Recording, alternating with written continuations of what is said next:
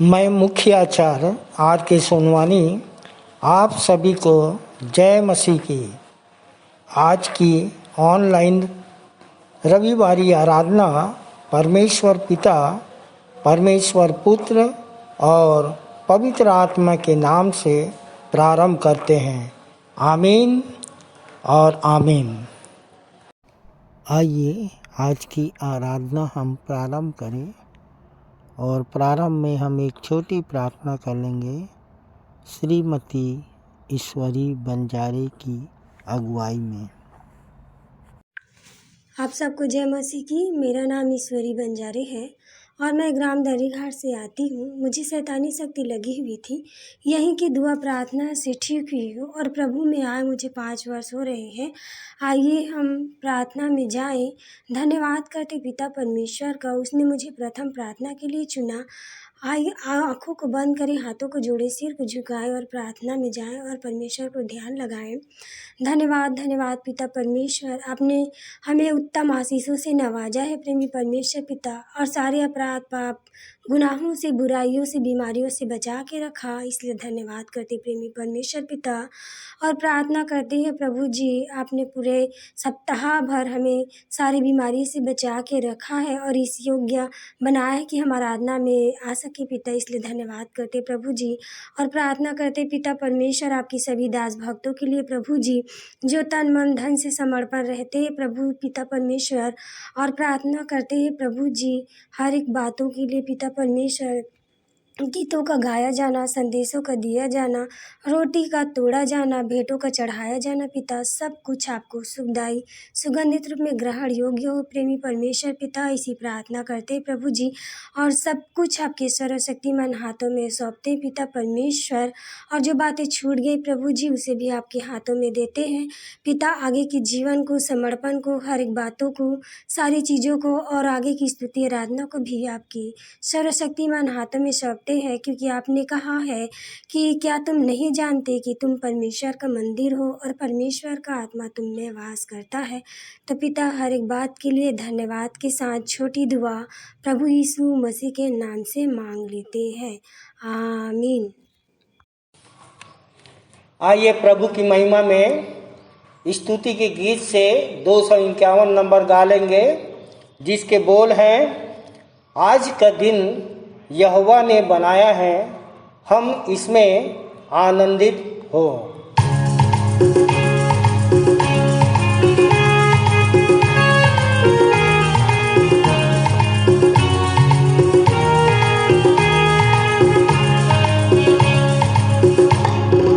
आज का दिन यहोवा ने बनाया है, हम इसमें आनंदित हो, आनंदित हो।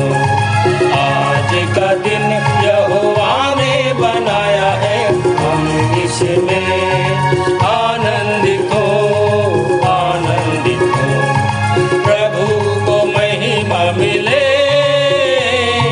चाहे हो मेरा अपमान, प्रभु को महिमा मिले,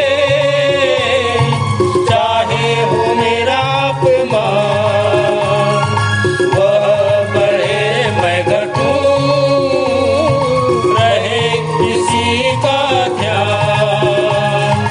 वह बढ़े मैं घटूं, रहे किसी का ध्यान। आज का दिन यहोवा ने बनाया है, हम इसमें आनंदित हो, आनंदित हो। आज का दिन यहोवा ने बनाया है, हम इसमें आनंदित हो, आनंदित हो। स्तुति प्रशंसा करें, क्यों ना कुछ होता रहे।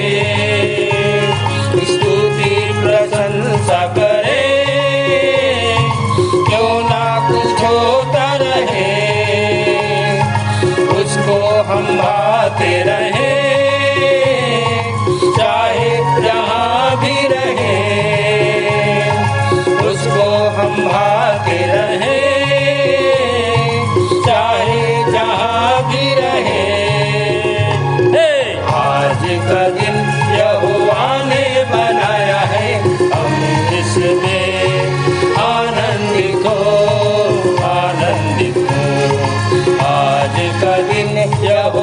ने बनाया है, हम इसमें आनंदित हो, आनंदित हो। आता हूँ तेरे पास, मुझको है तुझ पर आस। आता हूँ तेरे पास, मुझको है तुझ पर आस। मुझको कबूल कर ले, पापों से शुद्ध कर दे। मुझको कबूल कर ले, पापों से शुद्ध कर दे। आज का दिन यहोवा ने बनाया है, हम इसमें आनंदित हो, आनंदित हो। आज का दिन यहोवा ने बनाया है, हम इसमें आनंदित हो, आनंदित हो। जीवन से ज्योति जले, जीवन ऐसा बने। जीवन से ज्योति जले,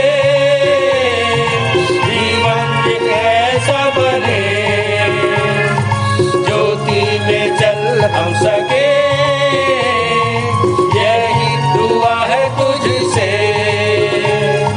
ज्योति में चल हम सके, यही दुआ है तुझसे। आज का दिन यहोवा ने बनाया है, हम इसमें आनंदित हो, आनंदित हो। आज का दिन यहोवा ने बनाया है, हम इसमें आनंदित हो, आनंदित हो। आनंदित हो, आनंदित हो, आनंदित हो, आनंदित हो।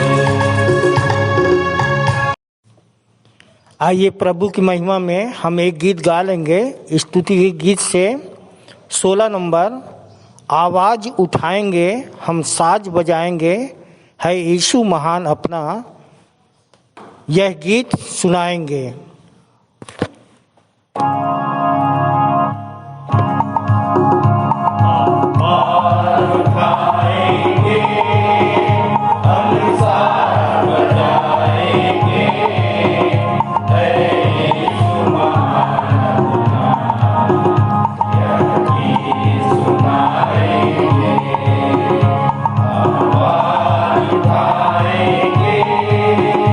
संसार की सुन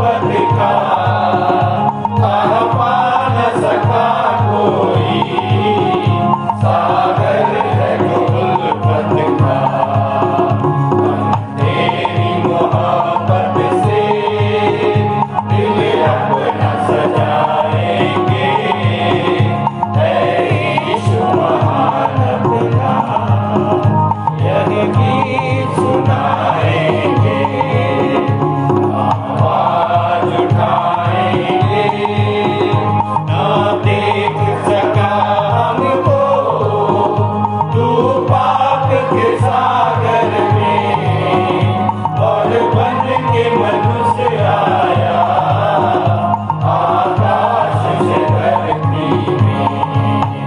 ना देख सका हमको तू बात के सागर में और बन के मनुष्य आया आकाश से धरती में। तूने दाता है दुनिया को बताएंगे है यीशु महान खुदा।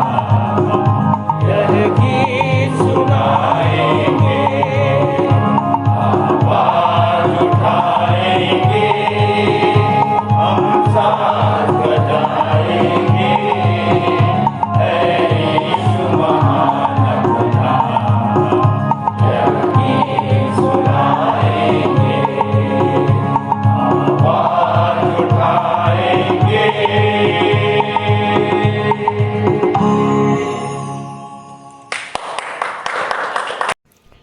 याह की स्तुति करो, हे यहोवा के दासों स्तुति करो, यहोवा के नाम की स्तुति करो। यहोवा का नाम अब से लेकर सर्वदा तक धन्य कहा जाए।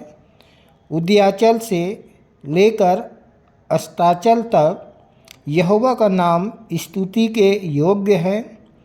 यहोवा सारी जातियों के ऊपर महान है और उसकी महिमा आकाश से भी ऊंची है। हमारे परमेश्वर यहोवा के तुल्य कौन है? वह तो ऊंचे पर विराजमान है। आइए हम सर्वशक्तिमान परमेश्वर की आराधना में जाएं। मुख्य आराधना के प्रारंभ में हम एक गीत गा लेंगे। स्तुति के गीत से 23 नंबर परम पवित्र त्रय परमेश्वर। परम पवित्र त्रय परमेश्वर आ प्रभु आइए।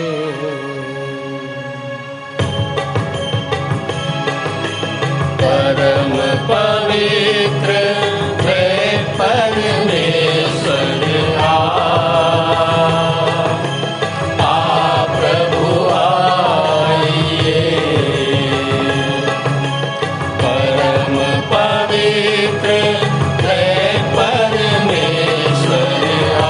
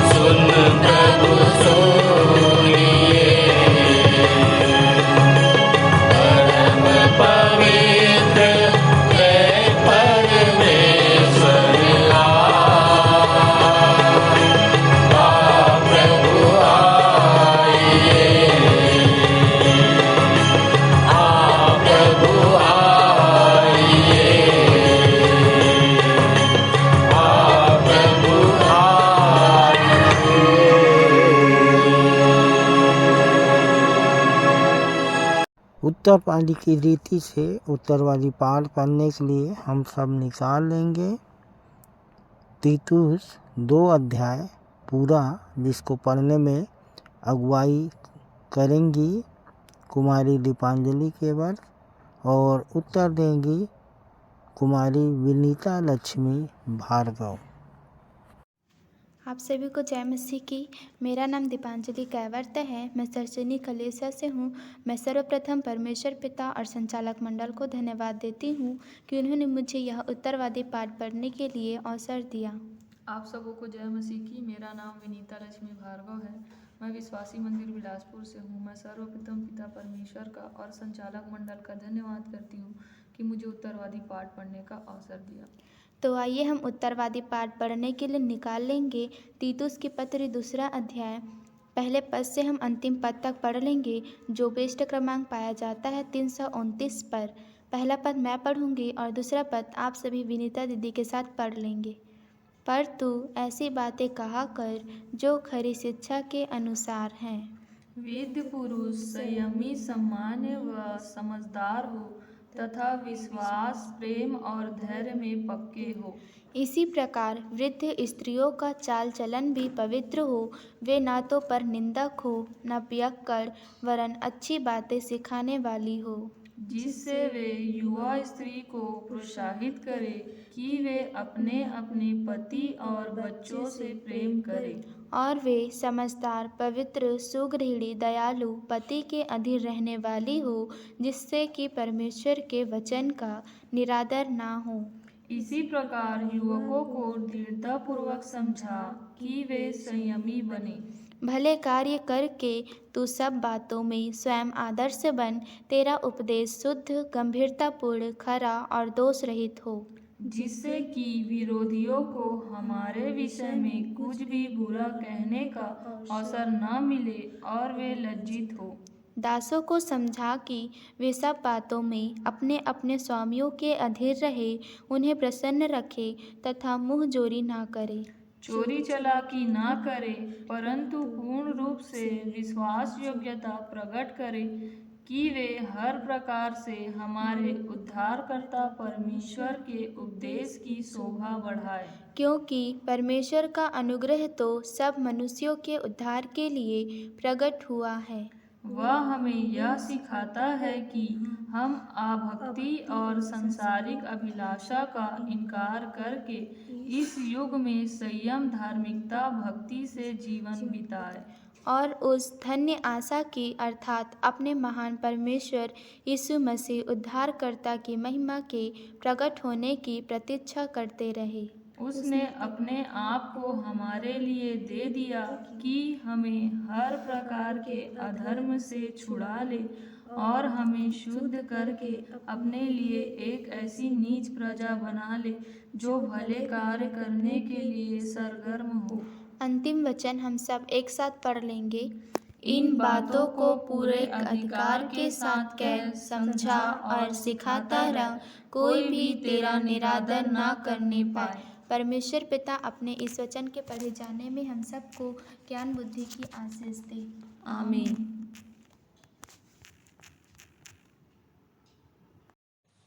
आइए हम विश्वास वचन बोलें। मैं सर्वशक्तिमान पिता पर स्वर्ग और पृथ्वी के सृजनहार परमेश्वर पर विश्वास रखता हूँ। मैं उसके एकलौते पुत्र हमारे प्रभु यीशु मसीह पर, जो पवित्र आत्मा के सामर्थ के द्वारा कुमारी मरियम से जन्मा, जिसने पोंतियुस पिलातुस के राज्य में दुख उठाया, जो क्रूस पर टांगा गया और मारा गया, जो गाड़ा गया और अदृश्य लोक में पहुंचा और तीसरे दिन मृतकों में से फिर जी उठा, जो स्वर्ग पर चला गया और सर्वशक्तिमान पिता परमेश्वर के दाहिने हाथ विराजमान है और जीवितों और मृतकों का न्याय करने फिर आने वाला है। विश्वास रखता हूँ। मैं पवित्र आत्मा पर, पवित्र सार्वभौमिक कलीसिया पर, संतों की संगति पर, देह के पुनरुत्थान पर, पापों की क्षमा पर और अनंत जीवन पर विश्वास रखता हूँ। आमीन। सामान्य सामाजिक एवं पारिवारिक कलीसियाई प्रार्थना सह संचालिका डॉक्टर अल्पना राम जी की अगुवाई में कर लेंगे। आइए प्रार्थना करें। हम पर अनुग्रह करने वाले जीवित पिता परमेश्वर, प्रभु जी, हम अत्यंत आभारी हैं कि आज की सुबह हम हृदय की सच्चाई से आपकी इस आत्मिक आराधना में शामिल हो सके हैं प्रभु जी। और ये आपकी महाकरुणा का फल है, क्योंकि प्रभु आपका वो अनुग्रह ही है जो सब मनुष्यों के उद्धार का कारण है। और हमें ये चेतावनी देता है कि हम अभक्ति और सांसारिक अभिलाषाओं से मन फेर कर इस युग में संयम और धर्म और भक्ति से जीवन बिताएं।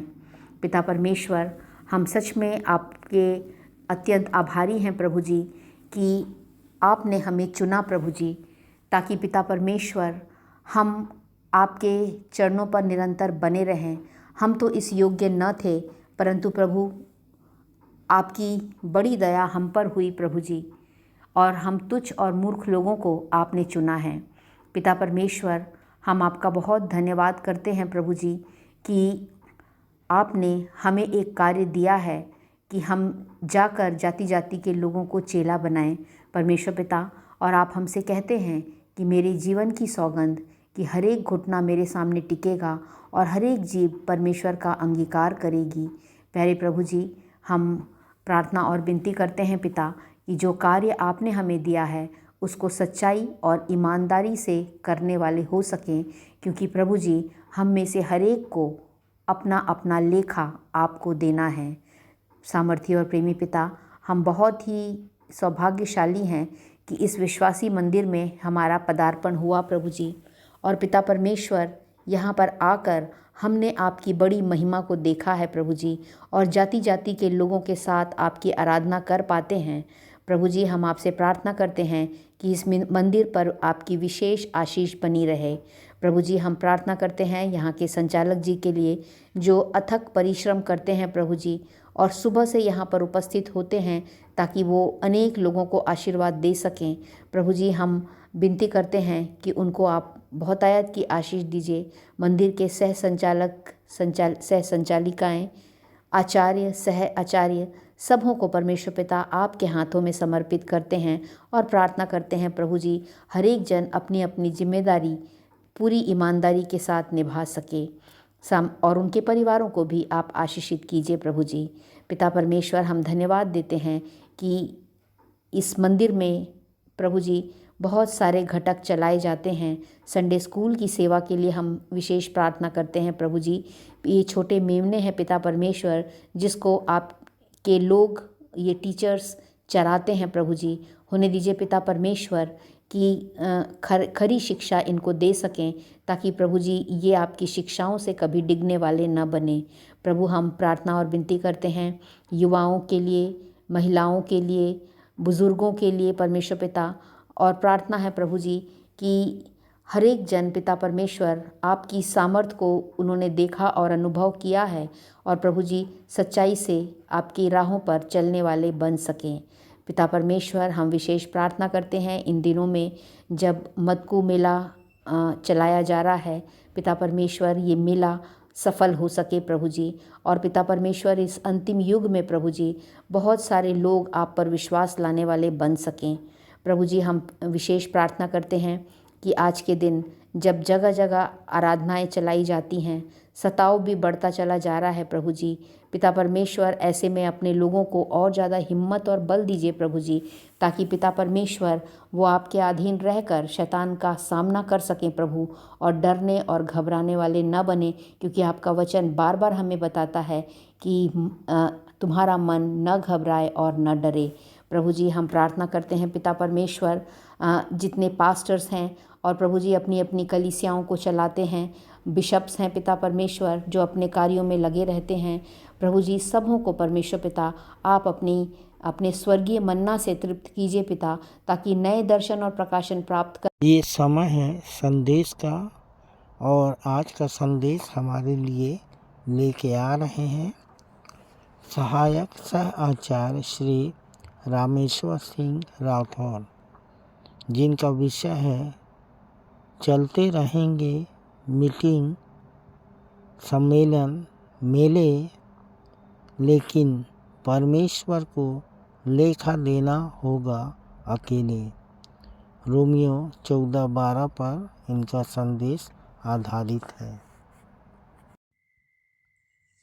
आप सबको जय मसीह की। मेरा नाम सहायक सह आचार्य रामेश्वर सिंह राठौर, और विश्वासी मंदिर से जुड़े मुझे 8 वर्ष होने जा रहे हैं। यहीं की दुआ प्रार्थना से मैंने अपने जीवन को सार्थक बनाया, और यहीं की प्रार्थना से मेरे जीवन में जो भी परेशानियां थी, कर्जे थे और बहुत सारी डिप्रेशन में मैं चल रहा था, और मेरे जीवन यहीं से बचा है। और जिस तरह से मैं बचा हूँ उसी तरह से मैं भी प्रयास करता हूँ कि जो लोग अंधकार में हैं, जो लोग उस जीवते परमेश्वर को नहीं जानते, और जो लोग आज उस डिप्रेशन के शिकार होते जा रहे हैं, मैं भी चाहता हूँ कि उस जीवते परमेश्वर का सुसमाचार को मैं उन तक लेकर जाऊँ, और जैसे मैं खुद बचा हूँ औरों को भी बचा सकूँ। ये मेरी गवाही है। गवाही तो बहुत सारी है, परंतु जो है समय का अभाव है, इसलिए इस छोटी सी मेरे मेन गवाही है कि मैंने इस मंदिर से जो है उस जीवते परमेश्वर को जाना, और यहाँ मैंने उस सामर्थ्य काम को देखा है। तो प्रियो, आगे चलते हैं। जैसे कि मेरा टॉपिक है कि चलते रहेंगे मीटिंग, सम्मेलन, मेले, परंतु परमेश्वर को लेखा देना होगा अकेले। रोमियो 14:12 से ये लिया गया है। प्रियो, हम देखते हैं आज के समय में, वर्तमान समय में जगह जगह मीटिंग चल रहे हैं, सम्मेलन चल रहे हैं, चंगाई सभा चल रही है, और ये सब चीज़ होना चाहिए। परंतु हमको एक बात समझना है कि क्या इन सारी चीज़ों से हमारे जीवन में कुछ बदलाव हो रहा है कि नहीं हो रहा है। हमको अपने आप को देखना है, अपने आप को जांचना है, क्योंकि रोमियो 14:12 में लिखा है, हम में से हर एक को अपना अपना लेखा देना होगा। हमें से हर एक व्यक्ति परमेश्वर को अपना लेखा देगा, क्योंकि यीशु मसीह जो है इस संसार में, जब हम पापी ही थे, तब वो इस संसार में हमारे पापों के छुटकारा के लिए उस कलवरी क्रूस पर लहूलुहान हुए, और उस भयानक मौत को उन्होंने सहा ताकि हम उस अनंत जीवन में सहभागी हो सकें। तो उनके बलिदान को हमको व्यर्थ जाया नहीं करना है, और हम अपने जीवन को देखें, क्योंकि रोमियो 14:17 में लिखा है कि परमेश्वर का राज्य खाना पीना नहीं, परंतु धर्म और मेल मिलाप और आनंद है, जो पवित्र आत्मा से होता है। जो कोई इस रीति से सेवा करता है परमेश्वर को भाता है। तो परमेश्वर के धर्म राज्य की खोज हमको करते रहना है, और जिससे परमेश्वर प्रसन्न होता है वही कार्य करना है। जो परमेश्वर को भाए वही कार्य हमको करना है, क्योंकि हमको मनुष्य को खुश करने के लिए काम नहीं करना है। क्योंकि आजकल हम देखते हैं कि बहुत जगहों में जो है ये सब सभाएं होती है, मीटिंग होता है, सेमिनार होता है, मेले लगाए जाते हैं, लेकिन इससे हमको इस चीज़ को देखना है कि हमारे जो है आत्मिक जीवन में क्या हमारी उन्नति हो रही है कि नहीं हो रही है, कि हम परमेश्वर के धर्म राज्य के काम कर रहे हैं कि नहीं कर रहे हैं, उसके धर्म राज्य की खोज कर रहे हैं कि नहीं कर रहे हैं। और सबसे मेन चीज़ ये है कि हमको अपने जीवन में सुधार लाना है, हमारे खुद का जीवन बदलना चाहिए। जैसे पुराने नियम में हम देखते हैं, यशायाह 1:11 में लिखा है, यहोवा कहता है, तुम्हारे बहुत से मेल बलि मेरे किस काम के हैं? मैं तो मेढ़ों के होम बलि और पाले हुए पशुओं की चर्बी से अघा गया हूँ। मैं बछड़ों या भेड़ के बच्चों या बकरों के लहू से प्रसन्न नहीं होता। फिर यशायाह 1:13 में वचन हमें बताता है, व्यर्थ अन्न बलि फिर मत लाओ, धूप से मुझे घृणा है। नए चांद और विश्राम दिन का मनाना और सभाओं का प्रचार करना मुझसे सहा नहीं जाता। यशायाह 1:14 में परमेश्वर का वचन हमें बताता है, परमेश्वर का वचन कहता है, तुम्हारे नए चांदों और नियत पर्वों के मानने से मैं जी से बैर रखता हूँ। वे सब मुझे बोझ जान पड़ते हैं, मैं उनको सहते सहते उकता गया हूँ। तो प्रियो, हमको इस बात को समझना है कि हम ऐसा कार्य न करें जिससे परमेश्वर उब जाए या परमेश्वर हमारे उस कार्यों से उकता जाए। हमको अब आप समझ सकते हैं कि अगर परमेश्वर हमारे कार्यों से, हमारे कर्मों से अगर उकता जाएगा तो फिर हमारा क्या हाल होना है। इस बात को हमको समझना है। परमेश्वर को हमको खुश रखना है। परमेश्वर हम वो कार्य करें जिससे परमेश्वर को भाए, जिससे परमेश्वर प्रसन्न हो।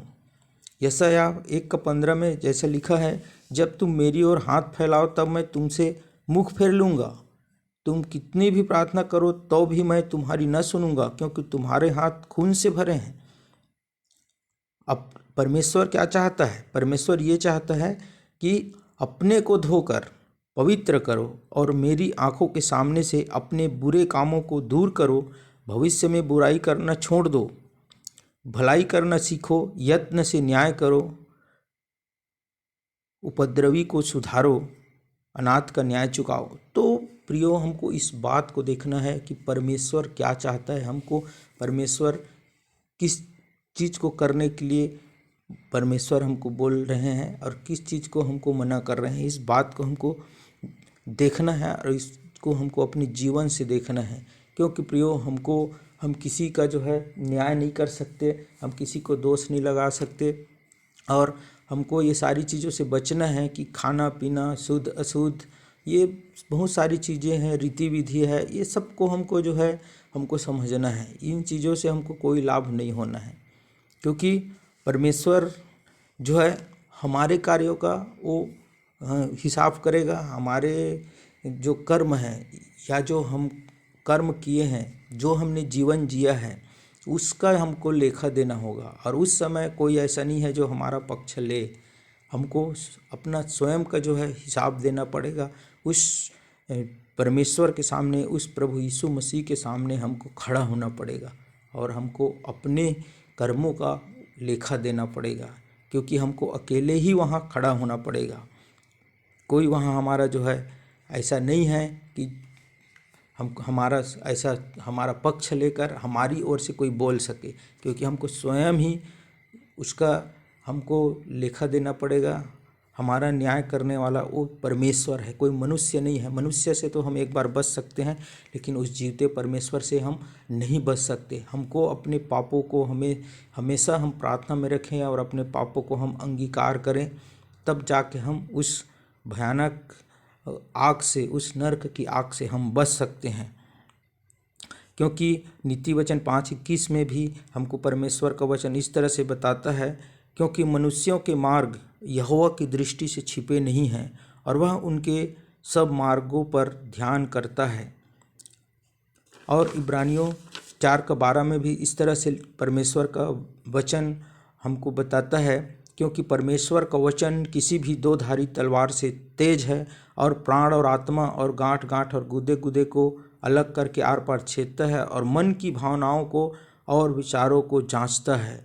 सृष्टि की कोई वस्तु उससे छिपी नहीं है, वरन जिससे हमें काम है उसकी आंखों के सामने सब वस्तुएं खुली और प्रकट हैं। प्रियो, हम कोई भी गुनाह करते हैं, चाहे वो घर में करें, चाहे बाहर करें, चाहे कोई भी जगह में हम जो है, ऐसा कोई भी जगह है जहां हमको मनुष्य नहीं देख सकता, लेकिन हमको परमेश्वर देख सकता है। तो हम कभी भी उस परमेश्वर की दृष्टि से नहीं बच सकते, क्योंकि सृष्टि के हर एक वस्तुएं उसके सामने खुली है और प्रकट है। तो हमको लेखा उस जीवते परमेश्वर को देना पड़ेगा। इसलिए जो है हमको अपने जीवन को देखना है और हर पल हर क्षण हम उस परमेश्वर से क्षमा मांगे और माफ़ी मांगे, तब जाके हम जो है उस पाप अपराध से बच सकते हैं। और इसीलिए संत पौलुस भी लिखता है कि कहता है कि रोमियो 12:1 के अनुसार, इसलिए हे भाइयों, मैं तुमसे परमेश्वर की दया स्मरण दिलाकर विनती करता हूँ कि अपने शरीरों को जीवित और पवित्र और परमेश्वर को भावता हुआ बलिदान करके चढ़ाओ, यही तुम्हारी आत्मिक सेवा है। इस संसार के सदृश न बनो, परंतु तुम्हारे मन के नए हो जाने से तुम्हारा चाल चलन भी बदलता जाए, जिससे तुम परमेश्वर की भली और भावती और सिद्ध इच्छा अनुभव से मालूम करते हो।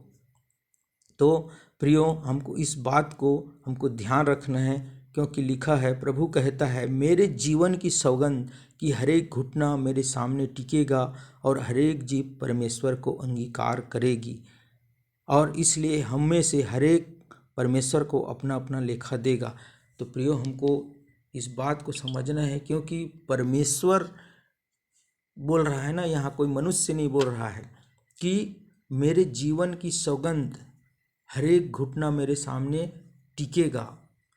मतलब परमेश्वर के सामने हरेक घुटना को टिकना पड़ेगा, हरेक जीव को अंगीकार करना पड़ेगा, चाहे वो मंत्री हो, कलेक्टर हो, कमिश्नर हो, चाहे वो मजदूर हो, राजा हो या रंक हो, हरेक व्यक्ति को, हरेक मनुष्य को उस परमेश्वर के सामने, उसके न्याय आसन के सामने हमको खड़ा होना पड़ेगा।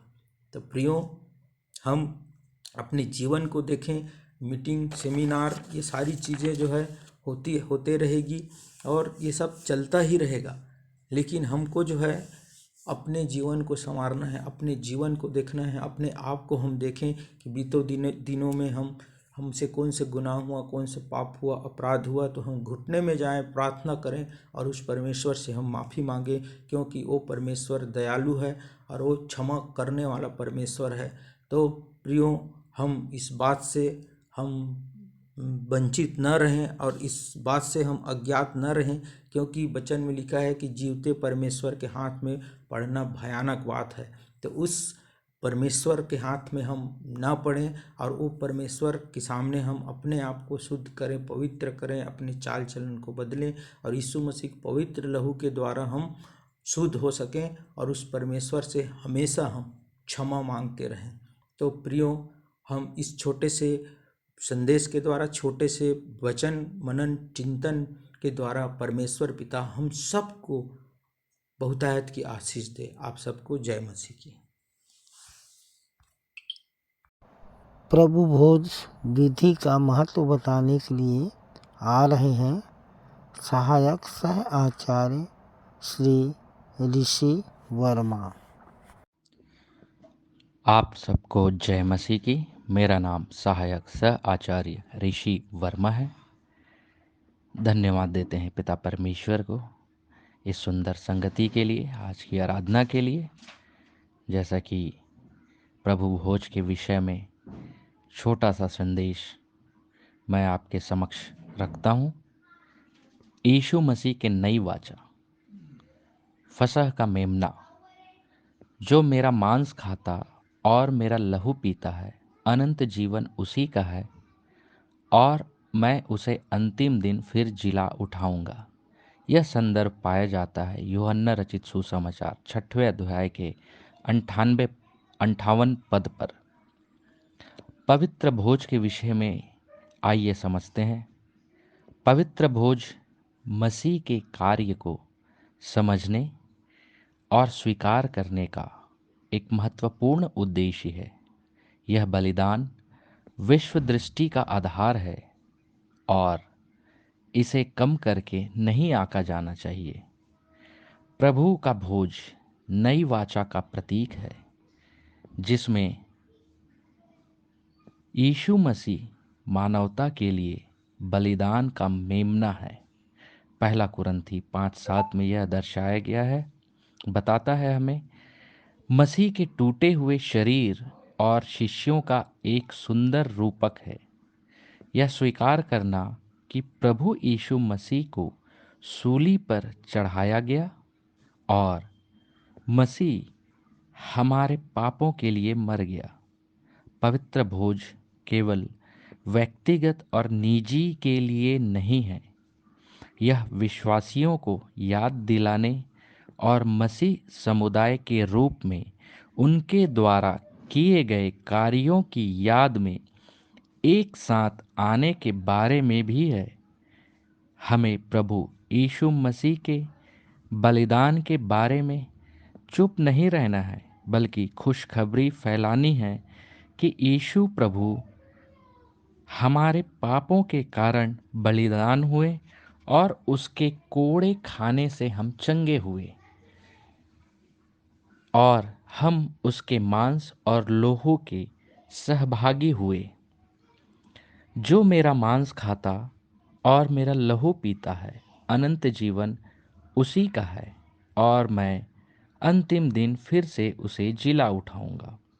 जब हम रोटी यीशु का मांस और प्याला यीशु का लहू प्राप्त करते हैं, तो हम सार्वजनिक रूप से मसीह जीवन की रोटी प्राप्त करते हैं और हम उनके द्वारा किए गए पापों की क्षमा प्राप्त करते हैं। जैसे ही हम प्रभु का भोज प्राप्त करते हैं, हम स्मरण में उन आध्यात्मिक पोषण प्राप्त करते हैं जो हमारे प्रभु और उद्धारकर्ता यीशु मसीह के साथ व्यक्तिगत अंतरंग लाता है। प्रभु यीशु को याद करते हुए हम अपनी आत्मा को उसके शरीर और खून से पोषित करते हैं।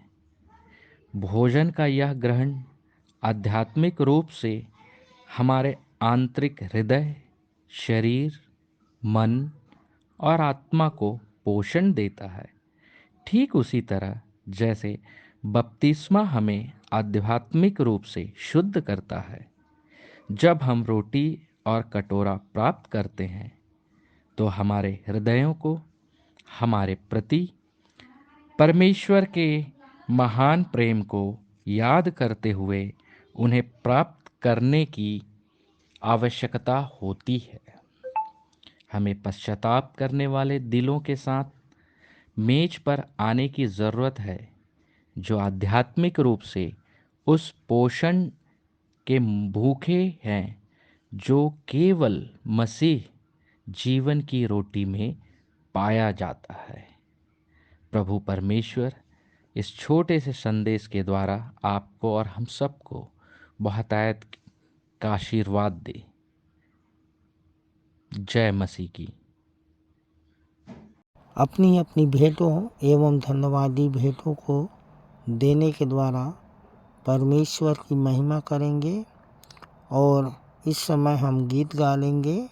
स्तुति के गीत से 231 नंबर, तन मन और धन उसे दो। तत्पश्चात भेंट की प्रार्थना में आचार्य श्री मनीराम केवट अगुवाई करेंगे।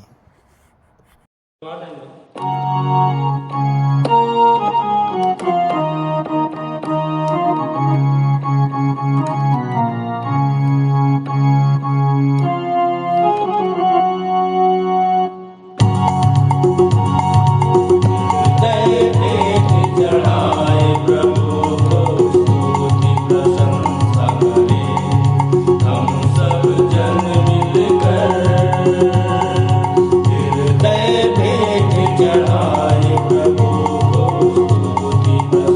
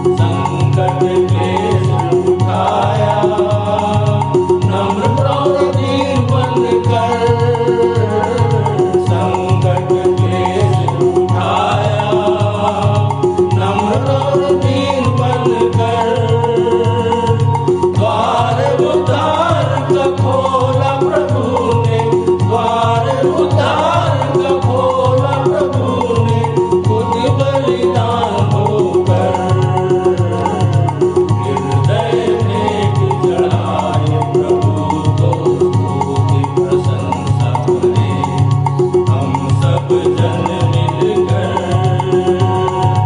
अर्पण करते तुझको, आत्मा प्राण देखो,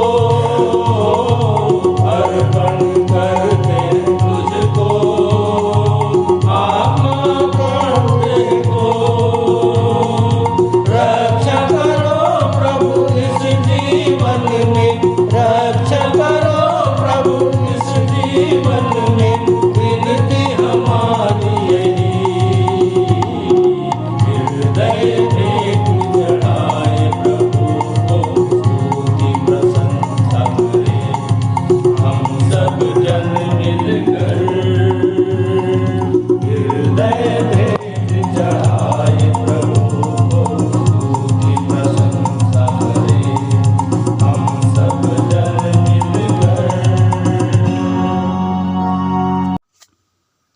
आप सभी को जय मसीह की। मेरा नाम आचार्य मनीराम कैवर्ता है, जो कि मैं सैजनी कलीसिया का हूँ और जो कि मेरे प्रभु में आए हुए मुझे 11-12 साल हो गया। और मेरे आने का कारण यही था कि मैं भी नशा पानी में बहुत चूर था और यहीं की दुआ प्रार्थना से मुझे छुटकारा मिला है। और आज जो कि मुझे भेंट के लिए प्रार्थना का अवसर दिया है, मैं सर्वप्रथम पिता परमेश्वर और संचालक मंडल को धन्यवाद करता हूँ। आइए हम सब सिरों को झुकाए, हाथों को जोड़े, ध्यान परमेश्वर की ओर ध्यान लगाए। महान सामर्थ्य अनुग्रहकारी परमेश्वर पिता, हम सब आपके चरणों के नज़दीक में आते हैं और धन्यवाद करते हैं प्रभु कि तूने हम सबको जीवतों की भूमि में रखा और यह अवसर प्रदान देख हम लोग आपसे सीधे स्वर्ग में सीधे बातचीत करने पाते हैं। आकाश के झरोखे से खोलकर अपरंपार की आशीष के बरसे अद्भुत चमत्कारी करने वाला परमेश्वर पिता, इस वक्त प्रभु जो भी आपके सम्मुख हमारे मसीह हम सब भाई बहन जो भी भेंट लाए हैं परमेश्वर पिता, समस्त आपके आशीषों में से पिताजी उस भेंट को बड़ी दया और अनुग्रह से ग्रहण करिए पिताजी। ऐसे आपसे प्रार्थना निवेदन करते हैं। जितने भी भाई अब बहन अपने खेती अब बाड़ियों में से फल लाया है, चावल लाया है परमेश्वर पिताजी, उन भाई बहन पर, उन सब के बाल बच्चाओं पर, उन सब की योजनाओं पर आपकी दया आपकी आशीष को चाहते हैं पिताजी। ऐसे आपसे प्रार्थना है परमेश्वर पिता, यह भेंट आपके धर्मराज की खोज में काम आए परमेश्वर पिता, आपके राज्य के बढ़ती के लिए। और प्रभु जिन भी हाथों में पिता यह जाता है भेंट पिता, उनको सद्बुद्धि दीजिए प्रभु। ऐसे आपसे विनती करते हैं खर्च करने में। और प्रभु हम सबको मौद्रिक और मानसिकता से बचाना प्रभु, बल्कि हम सबको प्रभु निर्बलता में सामर्थ्य सिद्धि प्रदान करना प्रभु। और परमेश्वर पिता जो भी भाई बहन नहीं दिया है उनको भी परमेश्वर पिता मन को बदल की देने वाला बनाइए। ऐसे आपसे विनती करते हैं। हाँ परमेश्वर पिता, इस वक्त हमारी विनती और प्रार्थना आपने सुना है और हाँ या आमीन में उत्तर दिया। धन्यवाद। और धन्यवाद के साथ आगे की आराधनाओं को भी आपके सामर्थ्य भरे हाथों में सौंपते हुए छोटी विनती यीशु मसीह के नाम से मांगते हैं, आमीन।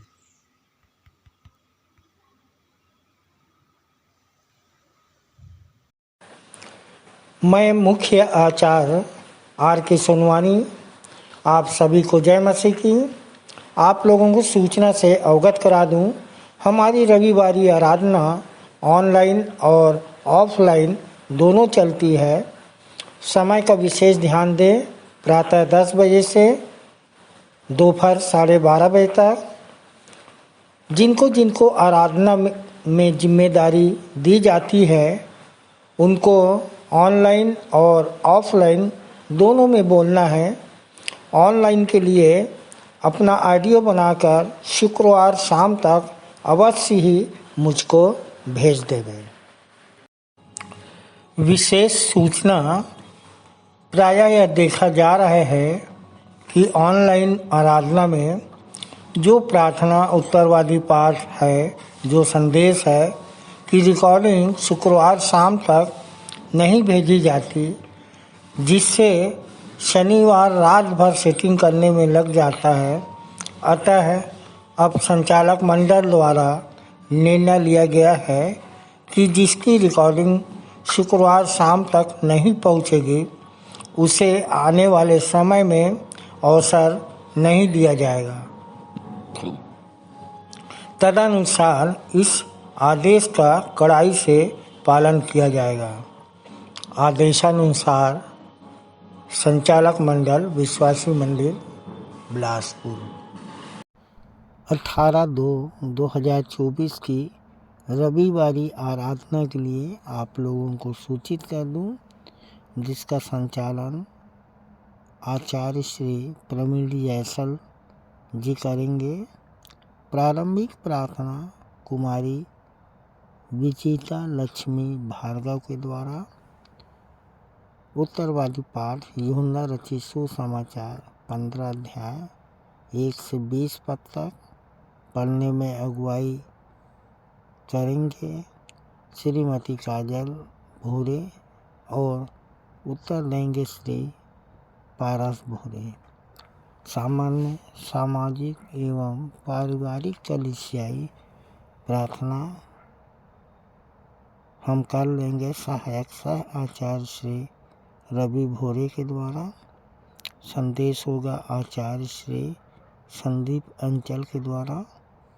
विषय है चारों ओर फैलाई जा रही है प्रचार में बाधक नकारात्मक सूचनाएं, इसमें सकारात्मक लाभ हम कैसे समझाएं।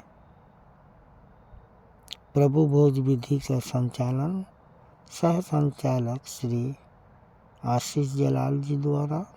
भेंट की प्रार्थना श्रीमती ज्योति गंगावनी के द्वारा। मुख्य संदेश हम अपने संचालक जी से उत्तरवादी पाठ पर सुन लेते हैं।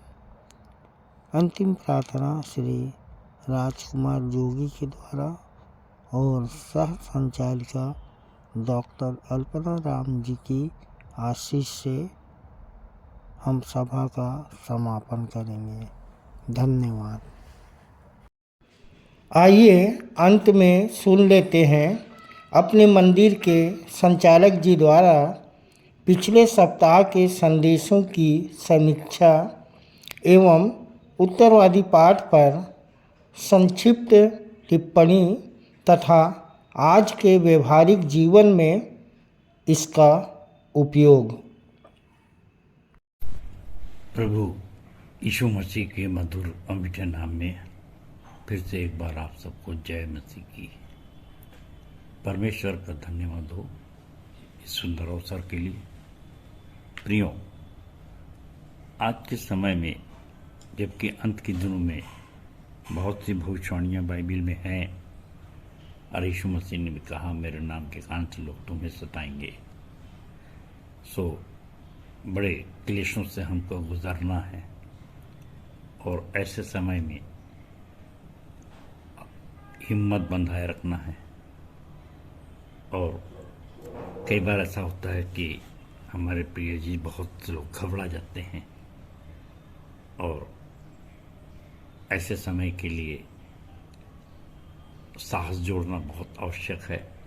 और इस संबंध में पिछले सप्ताह हमारी एक बहन सहायक आचार्य श्रीमती अंशु पांडे ने एक बहुत ही सुंदर संदेश दिया और जिनका विषय था बिना घबराए बिना डरे पूरा करते जाओ उद्धार का काम, क्योंकि ये तो है यहोवा का संग्राम। सो बहन ने पहला शामिल 17:47 के आधार पर संदेश दिया और सुंदर गवाही के साथ संदेश का प्रारंभ किया और बताया कि कैसे दाऊद और गोलियत के युद्ध में गोलियत ने ललकारा और दाऊद ने जवाब दिया। गोलियत ने कहा कि तू किसके अधिकार से शक्ति से युद्ध करने आता है, और दाऊद ने कहा कि मैं जीवते परमेश्वर यहोवा की शक्ति से युद्ध कर रहा हूँ। और बहन ने बताया कि ब्रह्मांड में 2 शक्तियाँ हैं, अच्छाई बुराई, रोशनी और अंधकार, और शैतान अंधकार का हाकिम है और हमारा युद्ध भी इन्हीं अंधकार के शक्तियों से है।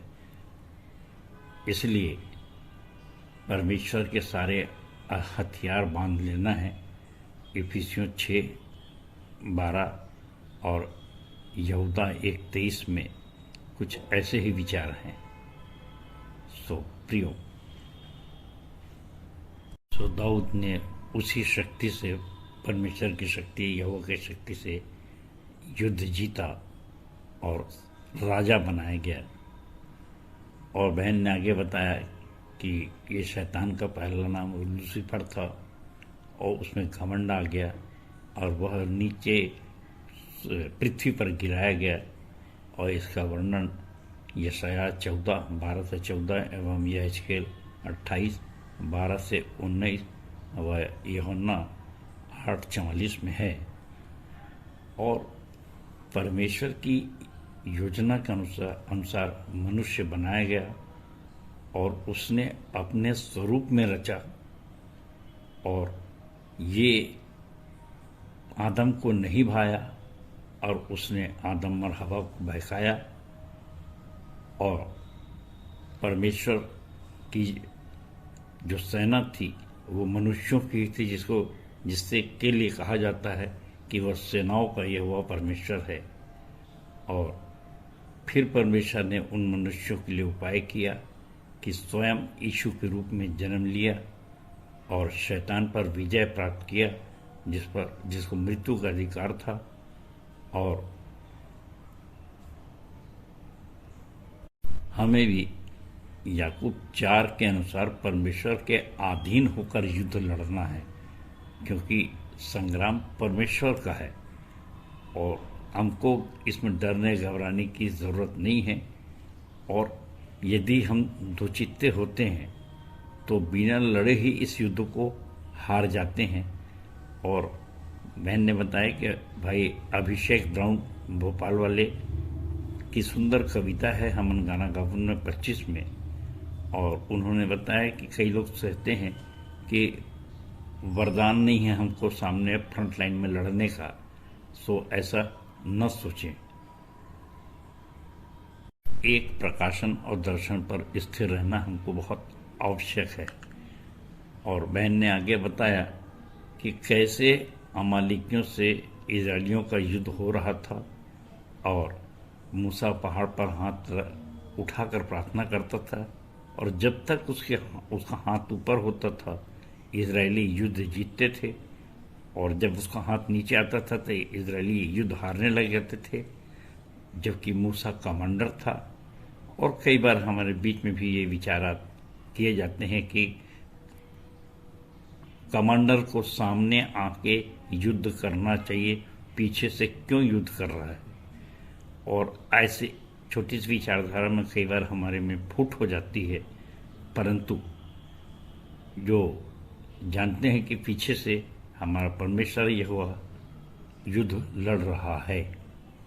और बहन ने एक सुंदर उदाहरण दिया पतरस के जीवन से कि उसने भी जब क्रोध किया और अपनी शक्ति से लड़ा, अपनी तलवार से लड़ा तो युद्ध हारा, पर बाद में जब वो प्रभु में आया, वो कहना चाहिए कि आपे में आया, तब वो इन बातों को समझा और फिर उसने मैनेजमेंट का काम जो था वो दूसरों पर छोड़ दिया और स्वयं प्रार्थना करने में समय बिताया, जिससे उसे अनंत जीवन प्राप्त हुआ और उसके प्रियों को भी। हमारे व्यवहार में भी ऐसा होता है कि हमारे ऊपर भी विश्वासी मंदिर में जबकि बहुत सारे अन्य जाति लोग आते हैं तो अक्सर लोगों की निगाह होती है और वे कोई ना कोई संकट खड़ा करते हैं, युद्ध के लिए आ जाते हैं और हमारे नादान भाइयों को बहकाते हैं कि भाई देखो तुम्हारे जो हेड हैं वो सामने नहीं आते, तुमको भेज दिए।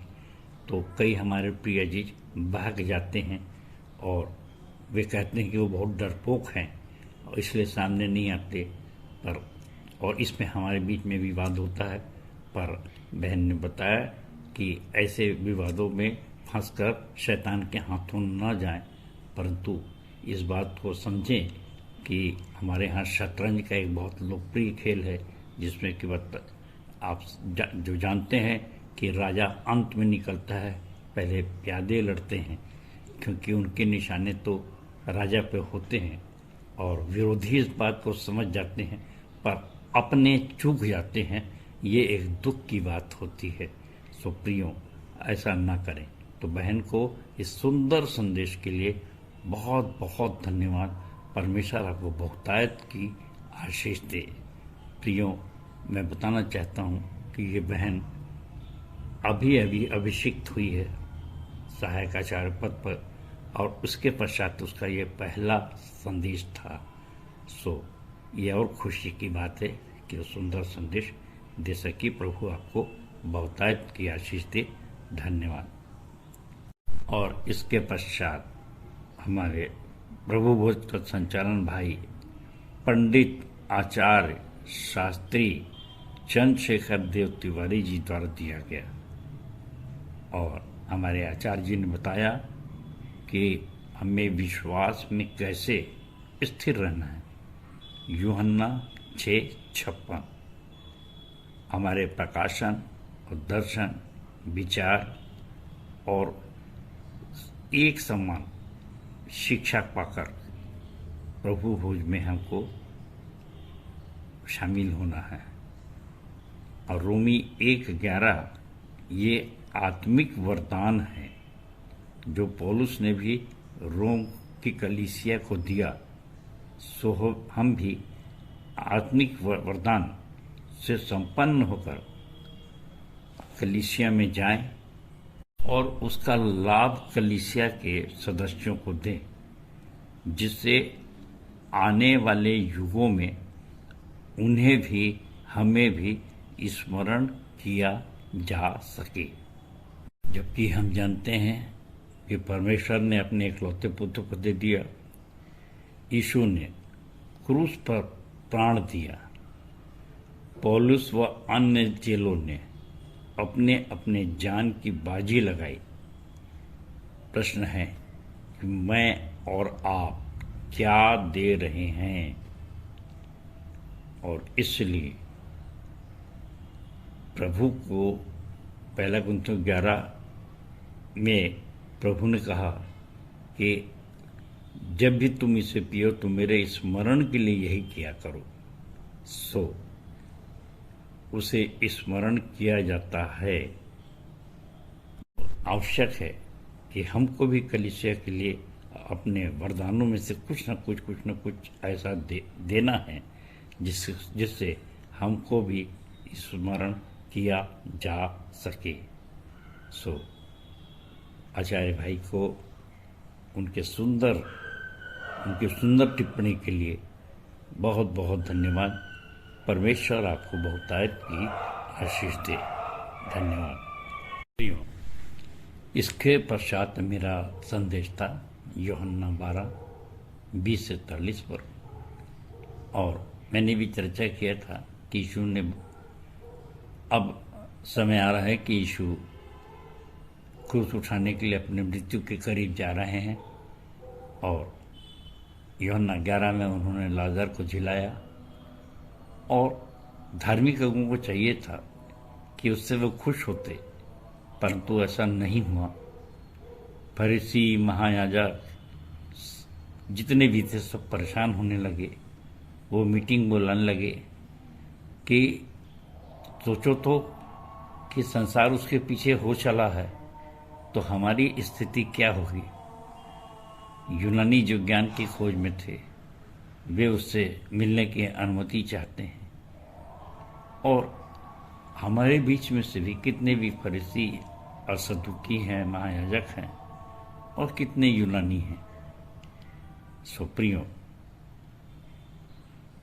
जो विषय कभी विवादित नहीं हो सकता उस पर भी धार्मिक अगुवे विवाद पैदा कर रहे हैं और कोशिश कर रहे हैं कि किसी हालत में लाजर भी मर जाए, और नहीं तो यीशु मसीह को तो मारना ही मारना है। कहीं ऐसा ना हो जाए कि हमारी धार्मिक दुकान बंद हो जाए।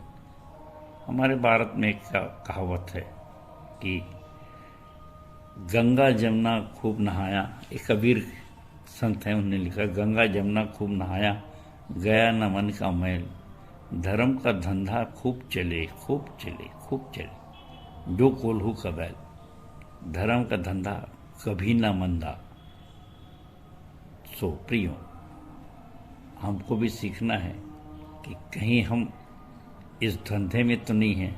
और यूहन्ना 6 में यीशु मसीह ने भी बताया कि चरवाहे और मजदूर में अंतर है।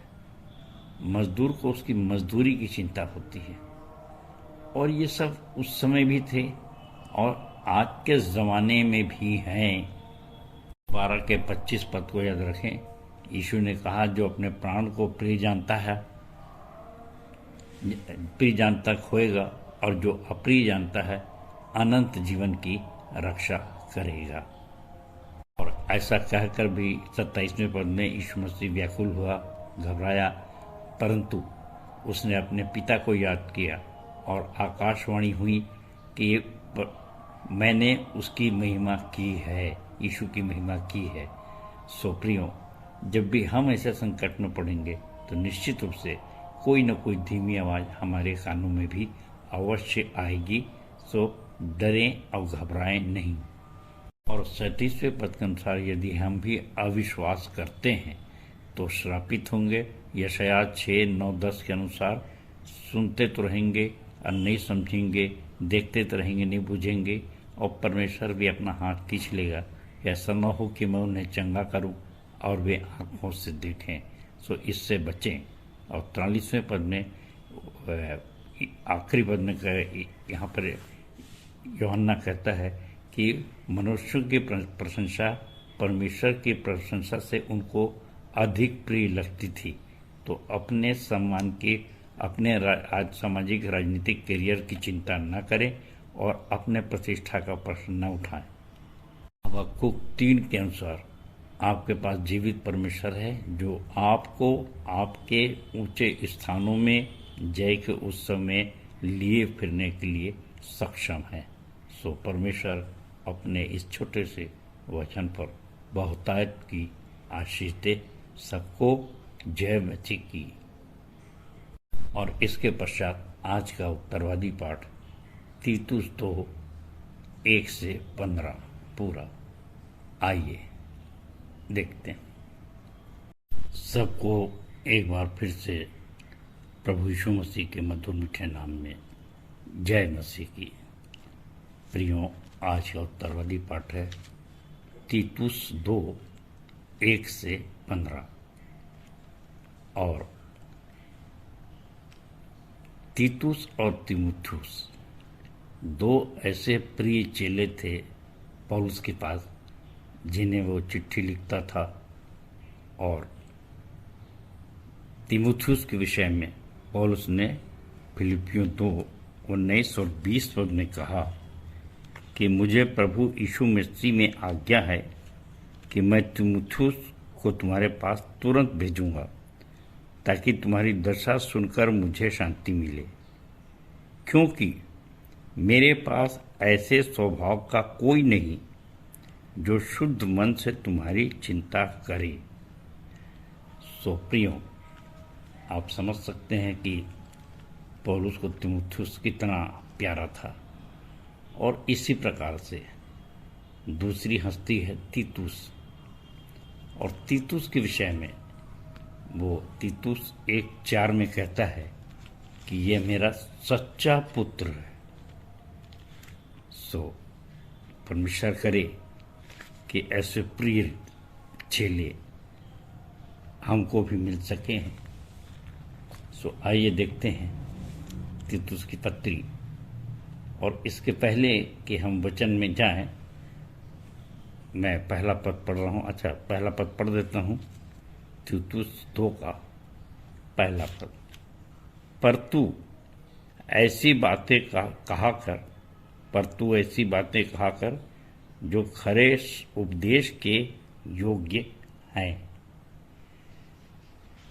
प्रियो, पर तू, तो इसके ऊपर क्या है, बस इस एक लाइन पे ध्यान केंद्रित करने के प्रयास करिएगा। पर तू, तो इसके ऊपर है तीतुस 1:15। जहाँ इस प्रकार से लिखा है कि शुद्ध मनुष्य, शुद्ध लोगों के लिए सब वस्तु शुद्ध है, पर अशुद्ध और अविश्वासियों के लिए कुछ भी नहीं, वरन उनकी बुद्धि और विवेक दोनों अशुद्ध हैं। 16वां पर वे कहते हैं कि हम परमेश्वर को जानते हैं, पर अपने कामों से उसका इनकार करते हैं, क्योंकि वे घृणित और आज्ञा ना मानने वाले और किसी अच्छे काम के योग्य नहीं। पर तू ऐसी बातें कहा कर जो खरे उपदेश के योग्य हैं। सो प्रियो, एक शब्द है खरा उपदेश। तो हम जानते हैं, स्वाद लेते हैं कि खरा क्या, मीठा क्या, झाल क्या और सीठा क्या, कैसे कैसे उपदेश होते हैं। कभी आप देखिएगा कि किसी को किसी का उपदेश मिर्ची की नहीं लगता है और वो कहते हैं ये बहुत झाल है। मैंने बोलचाल की भाषा में कहते हैं कि भाई जब ये बोलते हैं या बोलती है तो ऐसा लगता है कि कोई चींटी है जो बहुत काट रही है, और अच्छा है कि उसकी बात सुनने से भला होता कि हम आगे बढ़ें, न सुने। सो प्रियो, हमारा वचन सलोना होना चाहिए, मीठा होना चाहिए। पर हमारे छत्तीसगढ़ में एक और कहावत है, मीठ लबरा, मतलब मीठी मीठी बात करके झूठ बोलने वाले को मीठ लबरा कहते हैं। तो ऐसा भी नहीं होना चाहिए, ज़्यादा झाल भी नहीं होना चाहिए। और यहाँ पर तो है खरा संदेश, अर्थात उत्तर में कि सिद्ध शिक्षा हमको देना है, जिससे सुनने वालों के दिल में आ जाए और वे पालन कर सकें। कि इसी में 2 तीमुथियुस 4 का 2 और 3 वचन में पौलुस कहता है कि तू वचन को प्रचार कर, समय असमय तैयार रह, सब प्रकार की सहनशीलता और शिक्षा के साथ उलाहना दे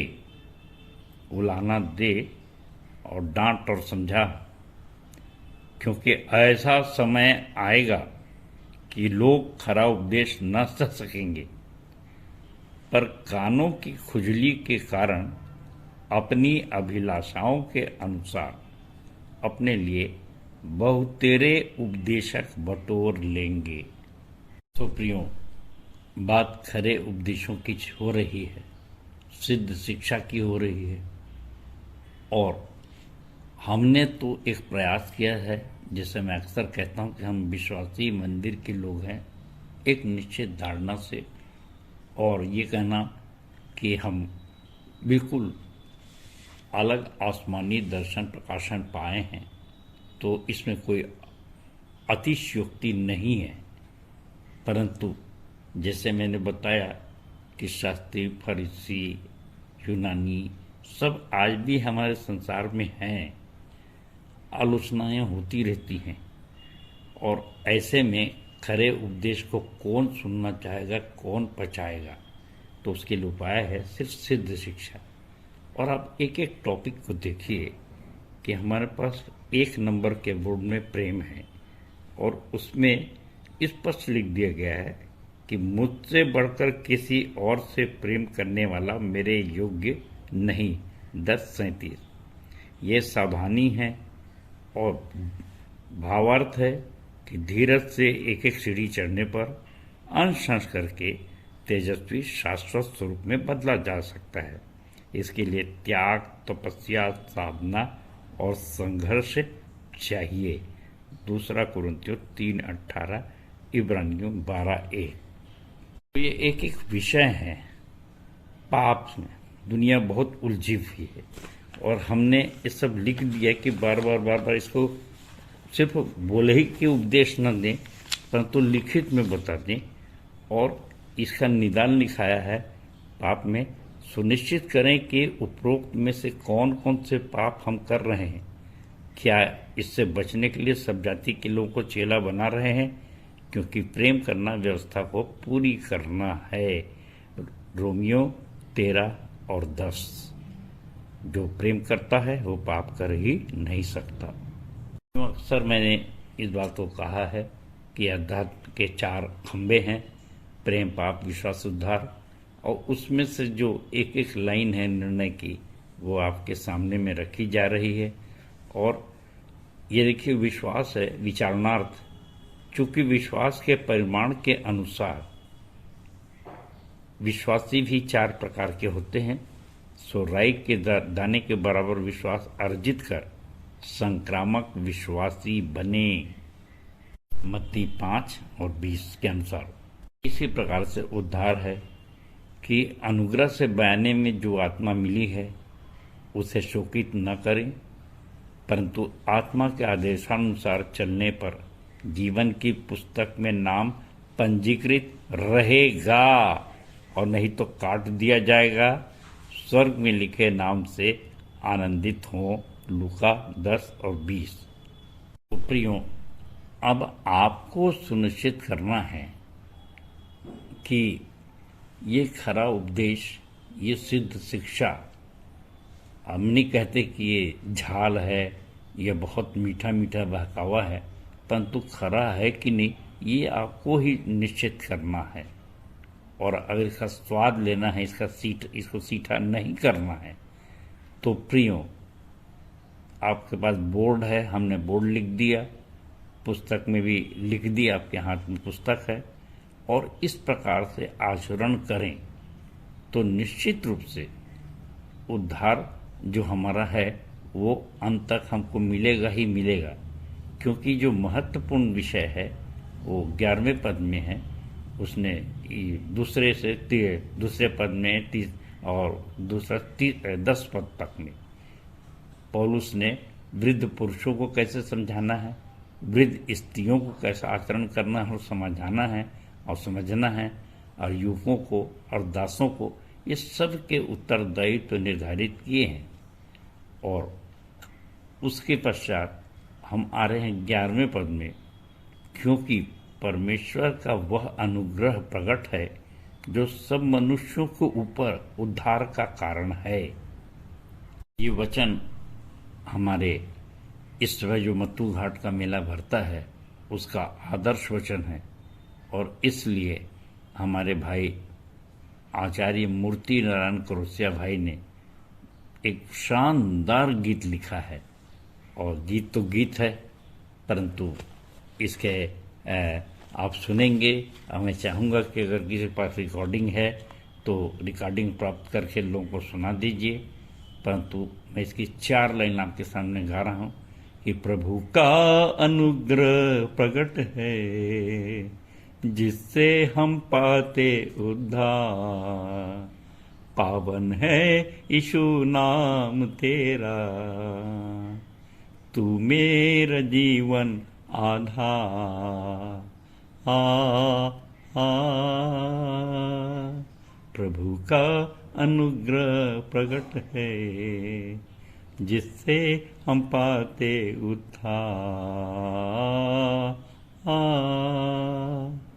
मेरी लालसाओं से रूठा नहीं है, वचन जो प्रतिज्ञा का झूठा नहीं है, आशा और विश्वास तुझ में है गहरा, उद्धार का देता मुझको तू सहरा, उद्धार का देता मुझको तू सहरा, चुना है यीशु तूने मुझको, विनती करूं बार बार, प्रभु का अनुग्रह प्रकट है जिससे हम पाते उद्धार, पावन है यीशु नाम तेरा, तू मेरा जीवन आधार।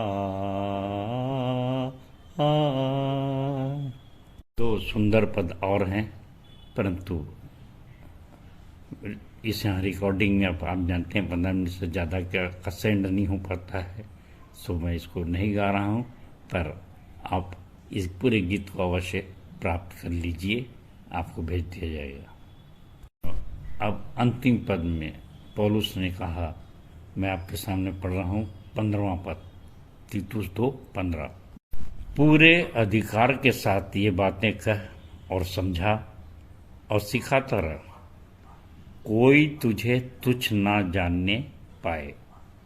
प्रियो, गंभीरता से इस वचन को लीजिएगा कि ये अधिकार आपको किसने दिए। पूरे अधिकार के साथ समझाता हूँ, कोई अधिकार देगा तब ना। आपको मालूम है मत्ती 28:18-19 में यीशु ने कहा, स्वर्ग और पृथ्वी का सारा अधिकार मुझे दिया गया है, इसलिए तुम जाओ, सब जाति के लोगों को चेला बनाओ। स्पष्ट है कि वो अधिकार हमको यीशु मसीह से प्राप्त हुआ है और उसके तहत हम इस भक्ति का जो भेद है, जो गंभीर है, और जैसा पहला तीमुथियुस 3:16 में लिखा है, आप सब जानते हैं उसमें बहुत से पॉइंट हैं, परंतु मैं तो बहुत सारांश कह रहा हूँ कि इसका एक प्रूफ है, एक प्रमाण है कि अन्य जातियों में इसका प्रचार हुआ कि हम सही भक्ति वाले लोग हैं। कभी भ्रमित मत होइएगा, खासकर मेरे प्रियो विश्वासी मंदिर के लोगों को जिंदा दिली से प्रचार करिए और कभी भी शैतान के चंगुल में फंसकर भ्रमित मत हो जाइए। और जो हमारे बीच में थे और भ्रमित हो गए हैं, जो प्रकाशन दर्शन को नहीं समझ रहे, उनके लिए निरंतर प्रार्थना करते रहिए कि एक न एक दिन जब वो अपने आपे में आएंगे और तो निश्चित रूप से वे इस दर्शनों को समझेंगे और समझेंगे। क्यों? क्योंकि हम यूहन्ना 3:11-12 के आधार पर संदेश देते हैं और बड़े अधिकार के साथ हम कह सकते हैं, क्योंकि हम जो जानते सो कहते हैं, जो देखते हैं उसकी गवाही देते हैं। तो इतना सुंदर जब आपके पास प्रमाण है तो अधिकार के साथ समझाइए, सिद्ध सेवा करिए। और जैसे यीशु मसीह ने आंधी और पानी को डांटा और वे उसकी आज्ञा मानते थे, और उसी प्रकार से दुष्ट आत्माएं उससे डरती थी, आप अधिकार के साथ उनको निकालिए तो निश्चित रूप से आप बहुत आशीषित होंगे। तो प्रभु करे कि उसकी दया अनुग्रह से ये वचन, आज का वचन खरा हो, मीठा हो, झाल हो, परंतु सीठा न हो। परमेश्वर आप सबको बहुतायत की आशीष दे।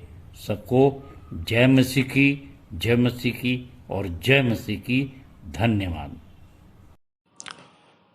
उत्तरवादी पाठ पर सुंदर सारगर्भित एवं व्यवहारिक टिप्पणी के लिए अपने संचालक जी का बहुत बहुत धन्यवाद करते हैं। तालियां।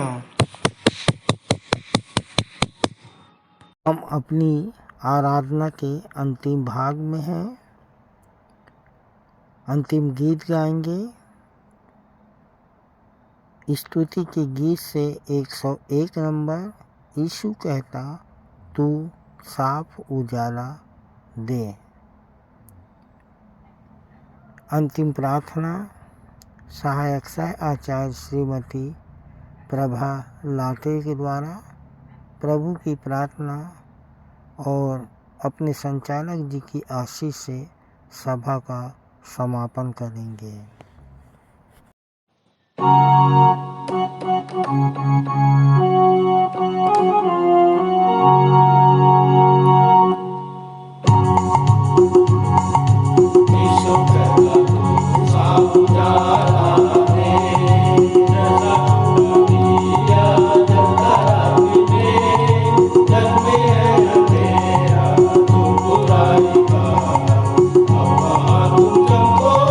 मैं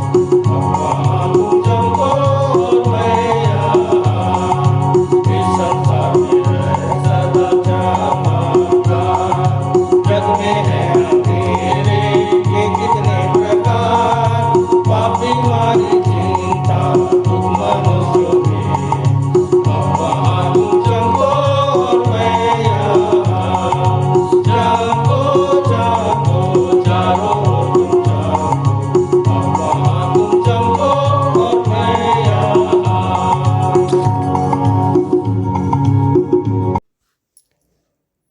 आइए हम प्रार्थना में जाएं, आंख बंद करें, सर को झुकाएं और अपना मन परमेश्वर की ओर लगाएं। धन्यवाद धन्यवाद प्यारे प्रभु, धन्यवाद देते हैं पिता इस सुंदर समय के लिए, सुंदर अवसर के लिए पिता। धन्यवाद प्यारे प्रभु जी, आपकी उपस्थिति के लिए परमेश्वर धन्यवाद देते हैं। हम धन्यवाद और प्रार्थना निवेदन करते हैं प्रभु जी कि आज जहाँ जहाँ कलीसियाएँ लगी हैं आपके नाम की स्तुति प्रशंसा हो रही है पिता, उन सभी जगह आपकी उपस्थिति के लिए हम धन्यवाद देते हैं पिता। धन्यवाद प्यारे प्रभु जी, नए नए विश्वासियों के लिए, आपके भक्तजनों के लिए, जिनके साथ बैठकर हम आपकी महिमा स्तुति करने पाते हैं प्रभु जी। धन्यवाद देते हैं पिता, धन्यवाद देते हैं पिता और प्रार्थना निवेदन करते हैं प्रभु जी कि हमारे गीतों का गाया जाना आपको ग्रहण योग्य होने पाए, हमारे भेंटों का चढ़ाया जाना, हमारे गवाहियों का दिया जाना प्रभु आपको ग्रहण योग्य होने पाए। प्यारे प्रभु जी, हम प्रार्थना निवेदन करते हैं और धन्यवाद करते हैं आज की सुंदर वचन के लिए पिता, जो आज हमारे लिए परोसा गया, जीवन की रोटी जो हमारे लिए तोड़ा गया प्यारे प्रभु जी, उसे हम खाने वाले बने, उसको हम पचाने वाले बने और प्यारे प्रभु जी आपके प्रचार और प्रसार के लिए सरगर्म हो सके पिता। हम ना ठंडा रहे और ना गुनगुने प्यारे प्रभु जी, परंतु आपके नाम की महिमा हम अपने जीवन भर करते रहे प्यारे प्रभु। हम प्रार्थना करते हैं पिता कि जितने भी वचन हमने सुने हैं उसको सुन के अपने कान की खुजली मिटाने वाले नहीं, परंतु उस पर खराई से चलने वाले बन सके प्रभु जी। हम प्रार्थना करते हैं कि जितने भाई बहनों ने अपना नाम लिखवाया है, जिनको नाना प्रकार की परेशानी है, दुख तकलीफ़ है, जो नाना प्रकार की समस्याओं में घिरे हैं पिता, हम निवेदन करते हैं आपसे कि उनकी सारी समस्याएं दूर होने पाए, उनके जीवन में जो दुख और तकलीफ़ है वो दूर होने पाए पिता, और आपके बड़े नाम की महिमा उनके जीवन से होने पाए। जितने लोगों ने आज धन्यवादी भेंट चढ़ाया है, जो नाना प्रकार की खुशी से भरे हुए हैं पिता, उनके मन आनंदित है होने दे परमेश्वर पिता कि हर एक व्यक्ति धन्यवादी भेंट चढ़ाने पाए, अपने मन की गहराई से प्रभु आपके नाम को धन्यवाद कहने वाले बन सके। प्यारे प्रभु जी, जब तक हम फिर से अगले सप्ताह नहीं मिलते पिता, प्रार्थना में एक दूसरे को ऊपर उठाते रहे और एक दूसरे के लिए प्रार्थना करते रहे, क्योंकि दिन बुरे हैं प्रभु जी और हमको हमेशा प्रार्थना में जागते रहना है। प्यारे प्रभु जी, आपने हमारी प्रार्थना सुनी, हम धन्यवाद देते हैं सारी बातों के लिए और धन्यवाद करते हैं पिता कि आप हमारी प्रार्थना को सुन के हाँ और आमीन में उत्तर देते हैं। धन्यवाद पिता, धन्यवाद के साथ विनती उद्धारकर्ता प्रभु यीशु मसीह की घने मीठे और पवित्र नाम में मांगते हैं, आमीन।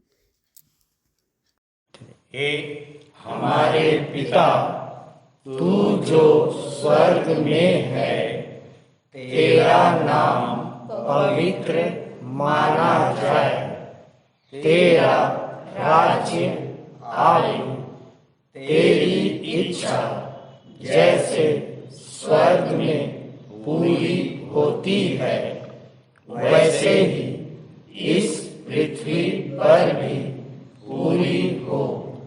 हमारे दिन भर की रोटी आज हमें दे, और जैसे हमने अपने अपराधियों को क्षमा किया है वैसे ही तू भी हमारे अपराधों को क्षमा कर, और हमें परीक्षा में ना डाल, परंतु बुराई से बचा, क्योंकि राज्य, पराक्रम और महिमा सदा तेरे ही हैं।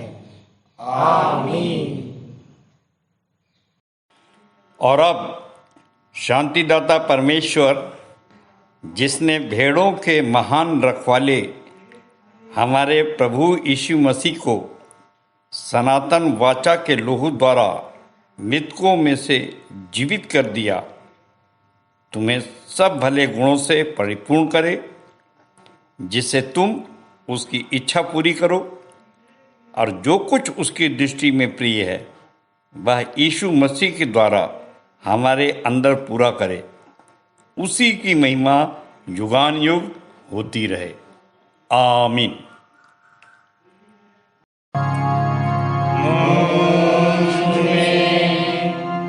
यीशु की शोभा दिखाई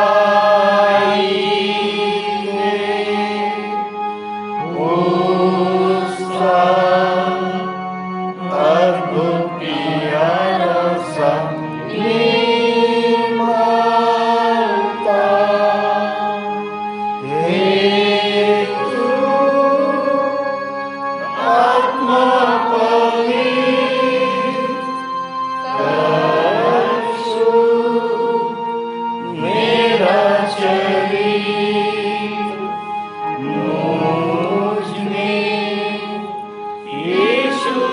शोभा दिखाई